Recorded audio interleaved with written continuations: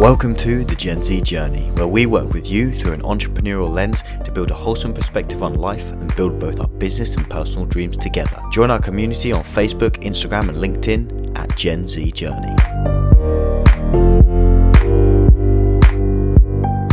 So, hello and welcome to another Gen Z Journey podcast. You're joined again today by myself, Rio, and Joe and Aaron. We're on another discussion topic on our final week of mindset, and I just want to start this podcast by saying I've absolutely loved these last 3 weeks of mindset. It's one of my favorite topics. It's kind of, I'd say my area of expertise is kind of the mindset and the psychology of things to do with business.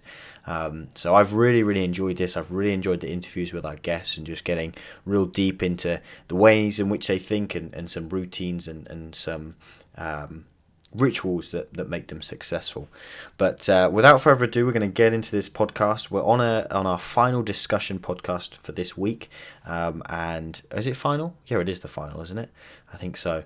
And for this week, we're discussing the topic of passion. And I think this topic is great. Aaron wrote the article for this week, so of course, as always, the link for the article will be in the description. You can go and find it there. We'll have our post out on social media by the time that you're listening to this, so you can also go and find it on our social media.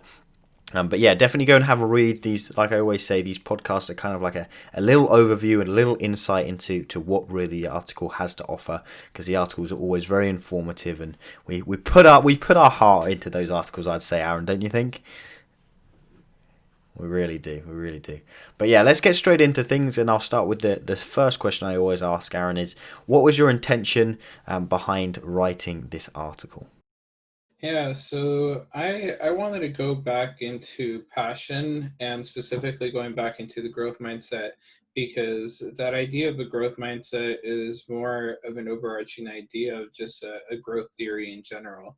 And I think it's really important to have a mindset of growth and have that drive in everything you do, from a growth perspective, because it continually adapting and changing and improving yourself is what makes you excel, and it's really what makes you become a better person as you develop. So I really just wanted to be able to touch on the growth mindset, but from a lens of passion, and really understanding what it's like to develop a passion and create a passion that you'll be able to continue to develop 10, 20, 30, 40 years later. Absolutely. And I mean, Joe, I think you're kind of a testament to this, no? Yeah, you know what, and you hit it right on the hammer, because in fact, Yeah, this morning, you hit it on the hammer. What? I've never heard that saying. you hit the nail on the hammer. You hit it right. What? You hit the nail on the hammer. So it was just like this morning. You got a text early this morning because I woke up and I had this thought, and it was with growth, and it was also what I was blowing up your phone because I was so passionate about what I was doing also. But I think it's in our human nature to find that growth too, and that's what we're built on. We want that next level, and so absolutely that growth is right there with the passion. So Yeah, absolutely. And that's something kind of what Joe just described there is definitely, I think, very much the essence of this article and the essence of this kind of topic, and we'll discuss more on it in a little bit, so I won't go into that too much now. But the next question I wanted to ask, Aaron, and it's kind of just a reiteration, a highlighting again of the first week's topic of that growth and fixed mindset, is why do you think, you said in the article that the growth mindset is what you think everybody should strive towards, and I very much back you on that, and I'm sure a lot of people would agree with you. But why do you think that? Why do you think people should be striving for that growth mindset? Sure. Well, like I was just saying, one of the first things that really creates your success is that growth mindset, and the reason for that is that you don't fear in the face of something like challenge or obstacles in your life. When you want something, you go and get it, and when you approach an obstacle or a challenge, you find a strategy that you can use to overcome that issue. And so having that growth mindset really helps you continue to develop as a person. When you look at a daily event, let's say you have a finance issue with your own business. If you were in a fixed mindset, you're going to just say, well, that's just how our finances are and it sucks and we're probably going to fail. Versus someone with a growth mindset, if they had a cash flow issue in their finances, they would say, okay, what's the core problem here? And they would use their intelligence to create a strategy, and their growth mindset to create a strategy that they would then be able to find a way to essentially get past that cash flow issue, and they would overcome that and be able to continue to grow their business. And so instead of having that idea of failure and being stuck at where you're at and not being able to grow, you have this idea of infinitely being able to expand. And that's why companies like Amazon go from being tiny bookstores to being literally $1 trillion company. And it's just that concept that you can continue to grow and overcome any issue and every problem with a growth mindset. Absolutely. And I love Aaron, the way in which you take all the positives and all the understanding of what we have about a growth mindset, and then I love the way in which you apply it to passion, because I think a lot of the time people don't associate passion with negativity, right? Because they don't at all. People are like, oh yeah, I've got this passion, I love to do it, it makes me so happy. And actually, there can be negative stuff associated to passion, which you kind of touch on in the article, and I won't go into too much detail in, but that was a real kind of epiphany for me, is the fact that actually, yeah, there can be negatives to it, and how do we approach that? And you give the solution of this growth mindset. So that's what I'm going to move into next, and with the question of what is the difference between pursuit of your passion and development of your passion. Yeah, and so pursuit of your passion is this idea that you're looking for your passion, and when you find this passion, it should become effortless. That ability to master that passion should be easy coming to you and everything. But that's not reality. That's not really how life works. We can look at someone like Joe, who's been in the culinary industry for a long time, and I guarantee you that he's struggled countless times to perfect the recipe or to perfect a certain meal or something, and he continued to strive through it. And the idea of development is instead, you have this recipe and you have this issue, and instead of just saying, okay, I'm not going to be able to do it anymore because I'm pursuing it, and clearly if I'm struggling to make this recipe, I shouldn't be a chef. Instead, with development, you're just going to keep doing it, and you're going to keep trying it until it eventually comes to be and it becomes what you want it to be. And I don't know, Joe, do you want to jump in with some of your experience in the culinary world? You know what? That's in a nutshell, that's taking our team when we have struggles like that, and you turn it into, again, a healthy way. And then once you do that, you will overcome them. And everybody's looking for that positive outcome to make sure we all reach that goal. So you're right. It has to be in a I say a healthy way. And you can even have conversation, you can have disagreements, but done in a healthy way, it's momentum taking you to the next level. Absolutely. Yeah, and I loved Aaron, your like that analogy was just so key for me, is the fact that if something is what you're truly passionate about, right? If it's worth you going through that short-term sacrifice of whatever it is, we give the example of Joe perhaps struggling with a recipe, but because his passion is long-term and is growing, it the end goal of trying to complete that recipe, whether it causes frustration in the short term, is worth it, because the long term goal is much bigger and larger and bigger than life, right? So definitely, that kind of just spoke words to me in the article, is that idea of, if it's worth it, you can go through a little bit of that short term kind of sacrifice, which is what I'm going to next touch on, actually, because you brought up a quote by Mark Manson in the article, and at the end of the quote he said that there's inherent sacrifice to it, meaning your passion and what you're trying to kind of achieve. And so you kind of said it then, but do you want to go into a little bit more detail into that little quote and what that really means? Yeah, so when you love something, you really have to have an inherent sacrifice is pretty much the gist of it. And that inherent sacrifice is going to be your time, as Joe put it, your mental bank and your monetary bank. And you're going to have to invest those things to be able to really master whatever your passion is and develop that passion. And it's going to take quite a lot of time. That's going to be one of the biggest investments you're going to put in, and you're going to learn that if it's truly a passion, you're going to put in that time regardless of whether you're struggling in the short term or not, because you have to sacrifice that to be able to improve yourself and to continue to develop it.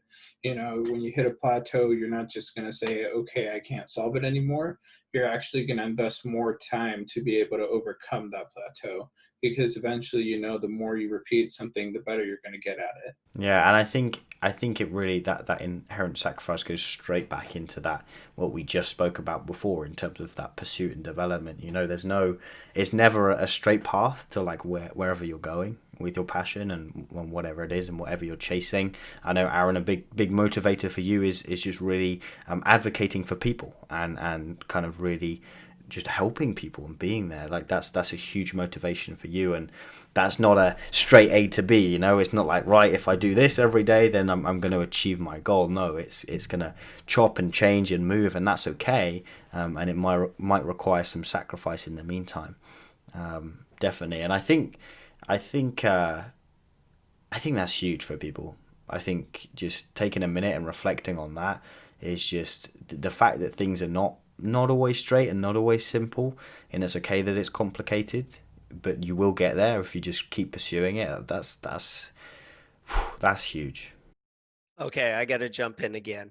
So, for all those listeners out there, that was a secret nugget, because I know people, even our generation, they're still going through that. They'll listen to this and they'll say, oh, yeah, that's what it's all about.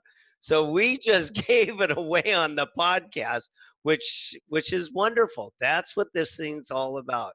So congratulations, you two. It's a little bit of Joe's secret sauce. And then this next question is definitely a chicken or an egg question, and that is, does your does your fashion oh my goodness, does your passion find you, or do you find your passion, Aaron? Yeah, and so we just had a debate about that, Joe and I, and it's kind of hard to really pinpoint where it starts. I think part of it is that you have to find the passion yourself, in terms of actively and consciously saying, I want to find a passion and I'm looking to find a passion.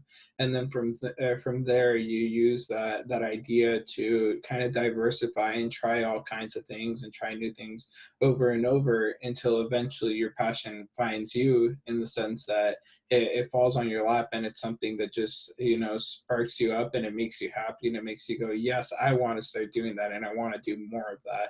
And that's kind of how I felt as I've developed my own passion of wanting to advocate for people. As you said, Rio, I knew I wanted to advocate for people once I started doing my first in my community service back in high school, and started tutoring people and all that. I learned that advocating and helping people problem solve made me happy. And even though I knew there was tons of obstacles, including my interpersonal skills, my speaking skills, I had stage fright, you name it. I was probably one of the worst people in terms of being able to create a relationship. But and now look at you. And now look at you. The star. That's some evidence of growth right there. And even now I get nervous, us being on the podcast, us discussing this, it makes me nervous. It's nerve-wracking for me. A lot of the times I'll lose my train of thought because I get so like nervous in what I'm trying to say that I forget what I'm trying to say. And so even though I have those obstacles, I know it's a passion for me to really pursue advocating for people and helping people, that I put in the hours to continue to develop that. And I purposely put myself in uncomfortable situations. I go networking, I do whatever it takes. I reach out to strangers on LinkedIn, whatever I do, I cold email. And all those things help me develop myself and get closer to being able to reach my passion and continue to satisfy my needs in that sense. And I mean, let's ask Joe. What do you think? Yeah, what do you think about finding passion, Joe? And you have your passion of cooking. So how did that happen for you?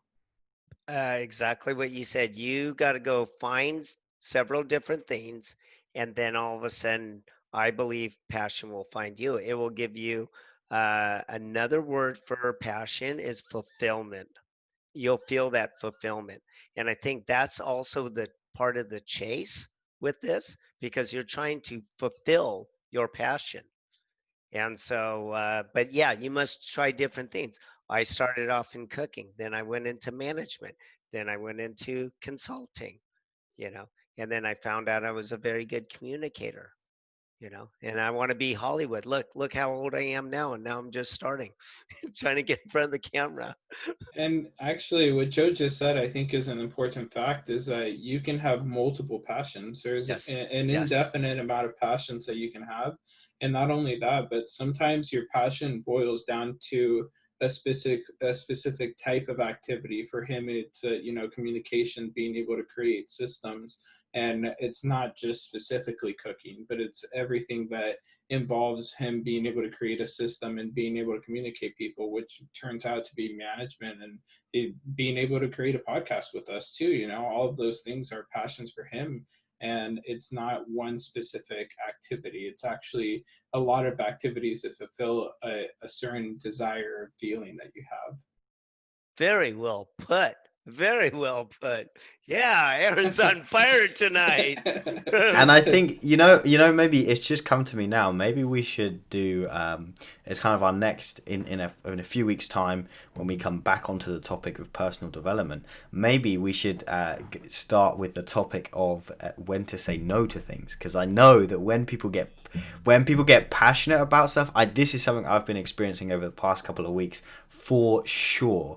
Is that I really struggle with saying no to stuff. I really, really struggle with it. I love to say yes. I love to help out. I love to do what I can.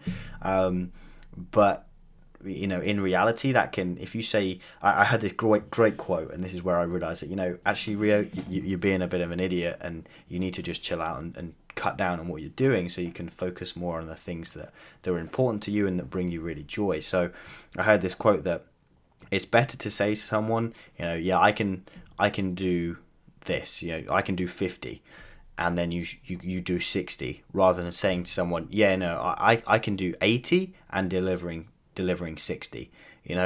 That it's always better, always better, just to set an expectation and exceed it, rather than set an expectation up here and not meet it. Go ahead, Joe. Come on. What do you have to say? Okay, that is called what? Under commit and over deliver. Under commit, over deliver. I'll do 50, but I'll come up with 60. I'll do 2 days, but I'll always do them. So that's exactly what it is.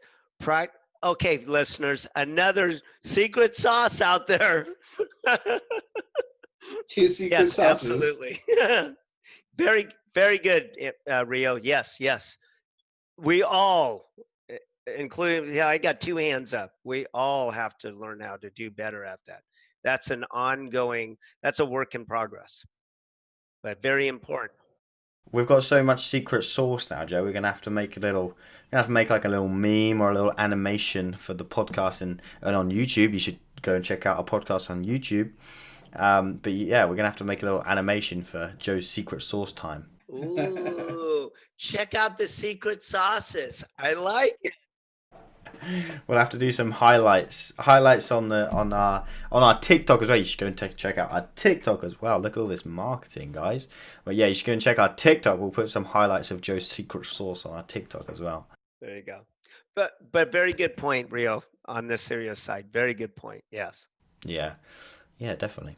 Alrighty, well, I think we should wrap things up now, and I'm going to put it out there now. These short podcasts are no longer 15 minutes. These short podcasts are 20 minutes long, and that's it. We're going to keep them at the 20-minute mark because we've been like at it for the last 4 weeks. So I feel like that's a natural progression. That's okay. It's worth everything and all the secret sauce that goes with it.